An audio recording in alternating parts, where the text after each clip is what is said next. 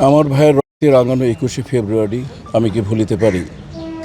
আজকে আমি যে ভাষায় কথা বলছি, আজকে আমার যে অস্তিত্ব, আজকে যে ভূখণ্ডে আমি জন্মগ্রহণ করেছি সেটা বাংলাদেশ, এবং এই ভাষার জন্য যারা যুদ্ধ করে গেছেন তাদের জন্য হৃদয়ের অতুল থেকে জানাই শ্রদ্ধা সম্মান।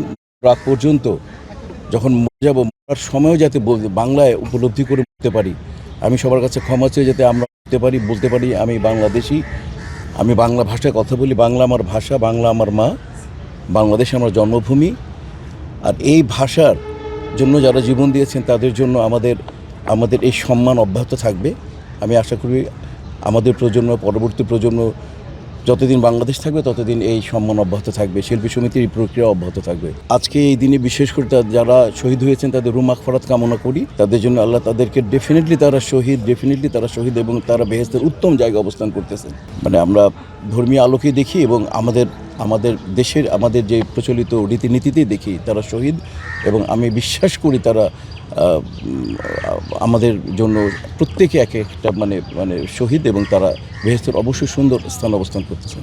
তাদের রুহ মাগফিরাত কামনা করে আমি আমার বক্তব্য শেষ করছি। আপনাদেরকে অনেক ধন্যবাদ কষ্ট করে আমাদের সাথে থাকার জন্য।